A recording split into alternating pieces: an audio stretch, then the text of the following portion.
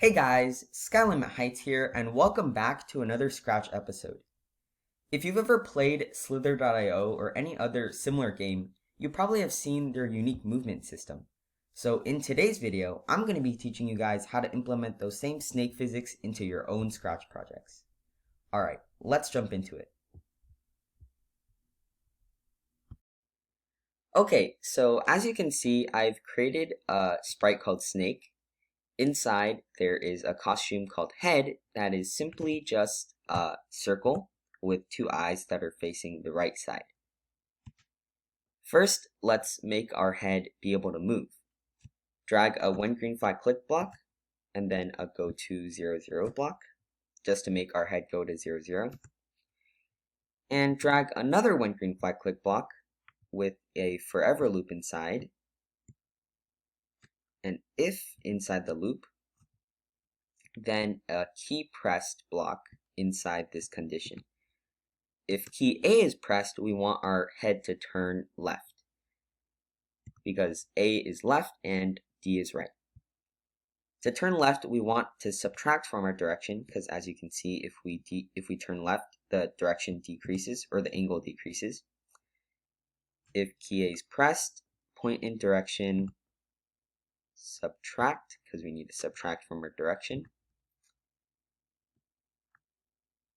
Go down a little bit, direction, minus 5. I think 5 is a good value because it seems pretty reasonable.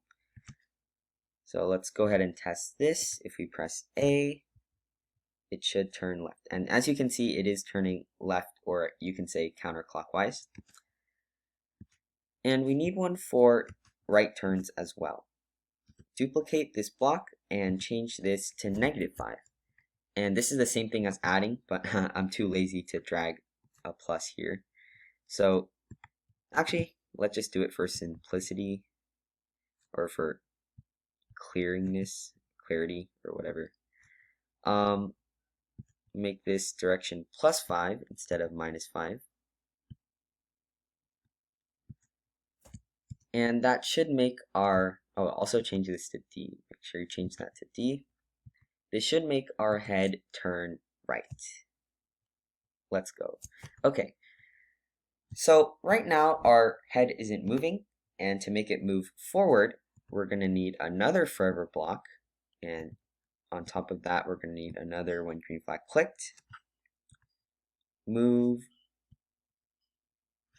maybe like 3 steps. So every frame it'll move 3 steps forward. As you can see, our snake is moving and we can control it by pressing A and D. So far our snake doesn't have any body and we need to add one. To do that, let's go ahead and go to costumes, create a new costume called body, and you can just copy paste this circle from this side into this body. Make it another color. I'll just make it red. And there we go. We have our body. At the beginning, we want to switch our costume to head because the main sprite is going to be the head. And each clone, we're going to use clones. Each clone is going to be a body segment of the snake. Let's make 10 of them. Yeah, 10 is good. 10 of them for now.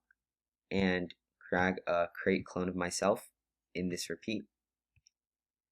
Also, we're going to need to keep track of the ID or the order of the body parts. So make a variable called clone ID. Make it for this sprite only. Then set clone ID to 1 at the beginning and change clone ID by 1 for each clone you create. Now we have to drag when I start as a clone block. Let me just clean this up real quick. When I start as a clone, we want it to move backwards or shift backwards by a little bit because we don't want all of our body parts to be stacked right on the head. We want it to form like a line or a snake. So move, and then a multiplier, multiplier, and then a subtract in the first bubble, This is where our clone ID comes in handy because now we know how much to shift back from the head.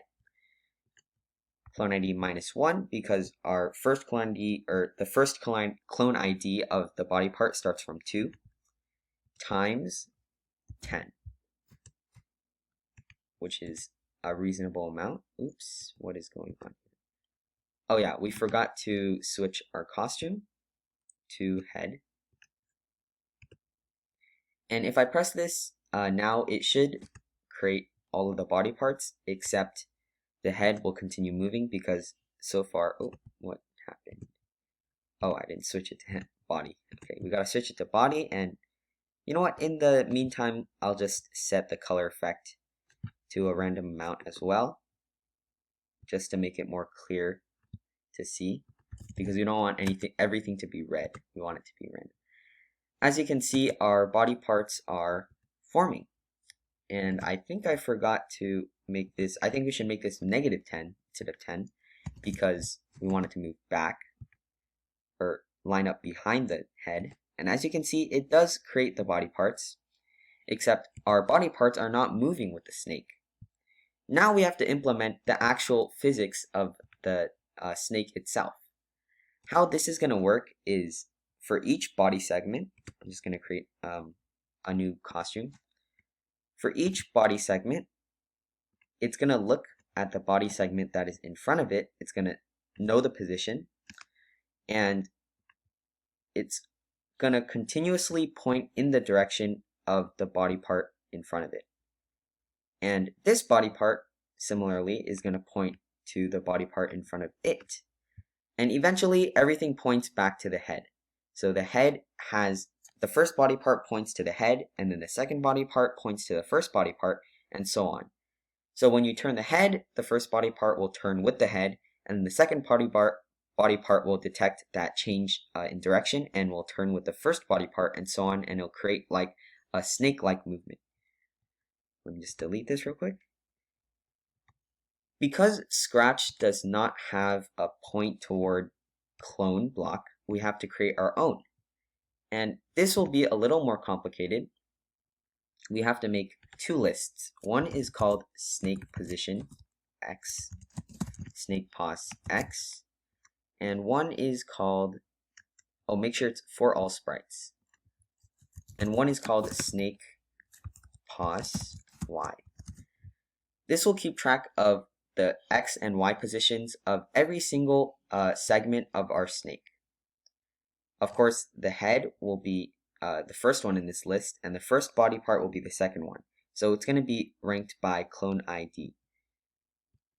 Before we create the clones, we first want to insert the position of our head. So drag an insert block, and then drag X position. Go to X position.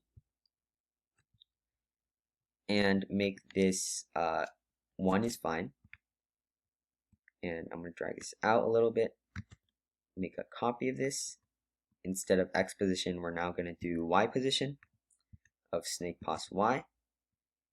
And also, just remember, we have to clear both lists at the very beginning. So clear them before we add them. Now we can do the same thing for the clones, except instead of inserting at 1, we have to insert at its clone ID. So after the move, make sure you put it after the move so the positions are set, and then we insert the positions. Insert X position. Duplicate this, make this Y position, make this snake pos Y, and plug in our clone ID variables in the at, right after the at. Now if we try this, it should create, oops, let me just disable the head moving real quick because that is a bit annoying. Okay, so as you can see, if we click green flag, it creates these lists with 11 elements. So 10 of them are for the body and 1 of them is for the head. Since our snake is pointing directly to the left side, all of the Y positions will be 0, but all of the x positions will be like 10 apart because we set the distance between the segments to be 10. Oh, and one thing is you can see here our head is not is blocking some of the body parts. To fix that, we need to do some layering. So go back up to here and drag go to front block at the end of our repeat after we create all of our clones. And also drag a go forward one layer block into when I start as a clone. So now this should look much better. As you can see, yep, it looks much better, and each body part is like right in front of the other ones. Now we actually have to make the body parts always point in the direction of the one in front of it. To do that, we need to drag another when I start as a clone block, and we need some pretty complex trigonometry. Just bear with me here. Drag a forever block, and then let's just go ahead and connect the motion as well. Make sure it's moving the same speed as the head, which is 3 steps, I believe. Yes, it's 3 steps. Let me just connect this back. And we also want each body part to continuously point in the direction of the one in front of it. Drag a if else block, and inside this condition, put a greater than, and then an item of, where's item of? Okay, over here. Item of the one in front of it, so we want to get the position of the one in front of it, which will be clone ID minus 1, clone ID minus 1, and over here we're going to drag X position. Now we want to drag a point in direction block in the first in the first bubble, or not bubble, in the first space, and we want it to point in direction of subtract 90 minus atan, or arctangent, of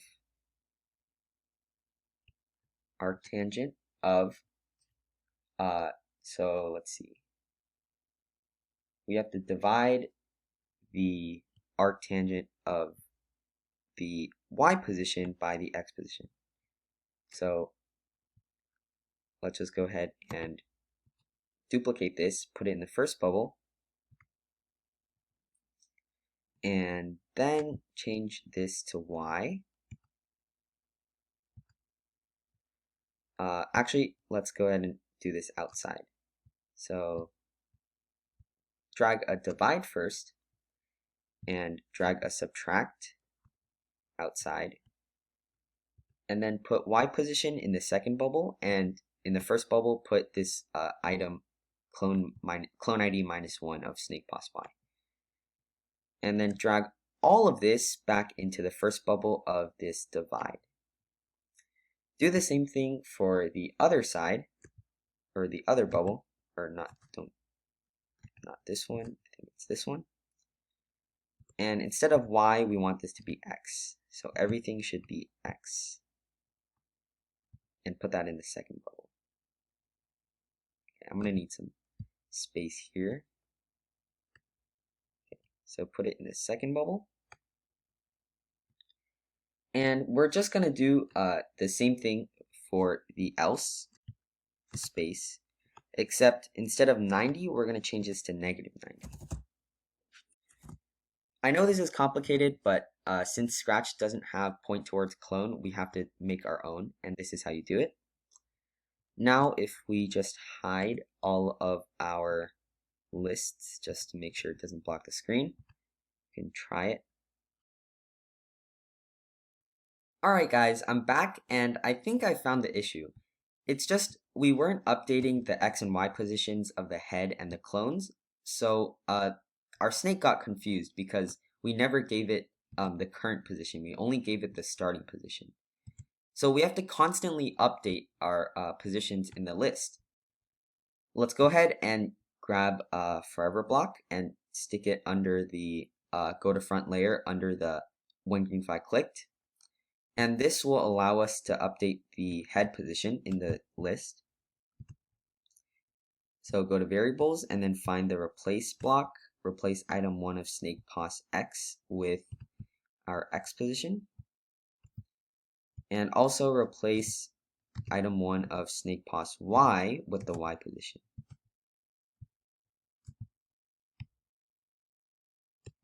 Now we can go ahead and do the same thing for the clones. I'm just going to go down a little bit and stick it right under there and change these ones into the clone ID. Now if we run it, the body parts should follow along with the head. Let's try this out. Okay, they do follow along with the head and they are turning with the head as well. But you saw that slight lag of movement between the head and the body parts. And to fix that, we just have to add a buffer. We have to add a wait before we start moving to give the system some time to generate the snake. Let's go ahead and go to control and then add a wait under this before this forever loop. Wait 3 seconds. And also add a wait over here before we move our clones. Now the snake should wait 3 seconds before it starts moving. As you can see, now we have fixed the issue and the snake is moving altogether and there aren't any gaps or inconsistencies. Also, I've created 15 segments instead of 12 over here. I just changed this number to 15 just to add a little more length to our snake. There is still one issue though. If we continuously turn and watch the length of the snake, if we continuously turn, the snake will start to shrink because the body parts have some slight delay to them, so they will grow closer and closer together. Now, if I come out of this, our snake will be much smaller than it was at the beginning. To fix this, we need to get the distance between the body parts and consistently or constantly check if the distance is right. So if the distance ever drops below the normal distance or the distance it should be, we have to allow the body parts to readjust their positions. To get the distance between two body parts, we can simply use the distance formula to get distance between 2 points, which is just the difference in x position squared plus the difference in y position squared, and then all of that square rooted. Let's go ahead and drag another one I start as a clone block, and then add a forever because we want to constantly check. And then we can also create a new variable called distance for simplicity. So we don't have to keep copying and pasting like that long equation. And then set distance to the difference in x squared plus the difference in y squared, and then square root. I'm just going to go ahead and do this real quick. So it's going to be, we need to subtract, we need 2 subtracts, or yeah, we need to subtract first to get the difference. And the difference is, this is the position of, x position of the body part in front of this clone, which it's just item clone ID -1 of snake pos x. And the x position of our clone, or the clone we're currently like describing, is just x position. Oops.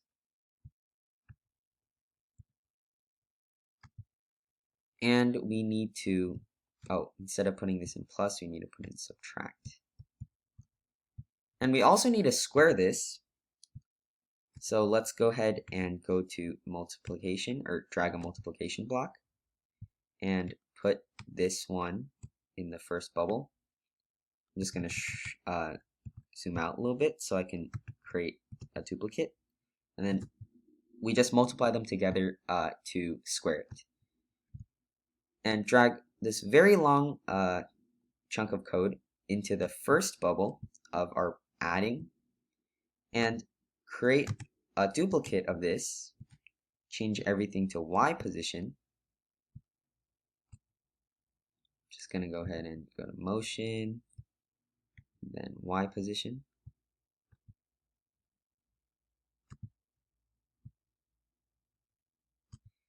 And drag all of this. Oh, I have to change this to Y as well. Oops. Change these to Y. And drag all of this into the second bubble. So right over here. Now we know the distance between the two, any two body parts. Oh, and also we have to square root this. I totally forgot. Drag absolute value of and change this to square root. And then drag this entire thing into this one bubble. Now we can put this into our distance. And now we know the distance between any two consecutive body parts. We can simply just check, constantly check if this distance drops below our target distance, which is 10 because we made each body part have a spacing of 10. So if the distance ever drops below 10, we want the body part to shift back outwards to close, to open that gap. So move -1 steps back. Now if we try this again, let's go ahead and try it and turn. You can see when we turn the body parts, they stay like separated and they don't clump together. And there might be a little bit of clumping, but the body parts will always readjust themselves when we expand our snake again. So if I walk out like this, you can see the body parts, they move slightly to adjust back to the right distance. And that's our snake physics completed. Thank you for watching this video, and if you enjoyed, please leave a like and subscribe. If you have any questions or comments, feel free to drop one below and I'll get back to you. I'm Skylimit Heights, and I'll see you next time. Bye.